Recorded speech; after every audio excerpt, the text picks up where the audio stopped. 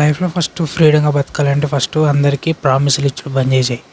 ఇంట్లో వాళ్ళకైనా బయట వాళ్ళకి నేను ఇలా ఎవరికైనా నీకోసం అది చేస్తా నీకోసం ఇది చేస్తా అని చెప్పుడు బంద్ చేసి ఫస్ట్ నీకేం కావాలా, నువ్వేం చేయాలనుకుంటున్నావు, జస్ట్ పేరెంట్స్కి చెప్పు నాకు ఇన్ని సంవత్సరాలు నాకు టైం కావాలా, నేను ఖచ్చితంగా ఏదైనా ఒకటి సాధించి చూపెడతా, నన్నేం ఫోర్స్ చేయకుర్రి, నన్ను ఇబ్బంది పెట్టకుర్రి అని డైరెక్ట్ పర్మిషన్ తీసుకొని నువ్వేం చేయాలనుకున్నావు అది చెయ్యి. అంతేగాని అందరికీ ప్రామిసులు ఇచ్చి నేను అది చేస్తా మీకోసం ఇది చేస్తా మీకోసం నా జీవితం ఇచ్చేస్తా అనుకుంటా ఇంట్లో వాళ్ళకి దాంతో నీ లవర్కి ఇవన్నీ చెప్పుకుంటే టైం వేస్ట్ చేయకు. అర్థమవుతుందా?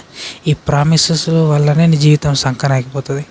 నువ్వు చేయాలనుకునేది చేయలేవు. అర్థమవుతుందా? నువ్వు ఇవన్నీ ప్రామిసులు చేసుకుంటూ పోయినావు అనుకో, అసలు నీ గోల్ నువ్వు మర్చిపోతావు.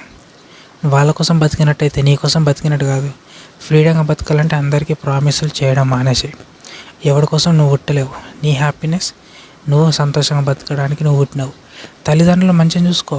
నేనేమంటున్నా, తల్లిదండ్రులు మంచిగా చూసుకో, కానీ నీకు ఏ గోల్ ఉన్నదో అది ఫస్ట్ ఆఫ్ ఆల్ నువ్వు వాళ్ళకి అన్ని ప్రామిసులు చేయడం మానేసి, నాకు ఇన్ని ఇయర్స్ నాకు టైం కావాలా, సో నేను ఒకటి సాధించి వస్తా, అప్పటిదాకా నన్ను డిస్టర్బ్ చేయకూరని పర్మిషన్ తీసుకొని నీ వర్క్ మీద ఫోకస్ పెట్టి పంచాలి. సరేనా?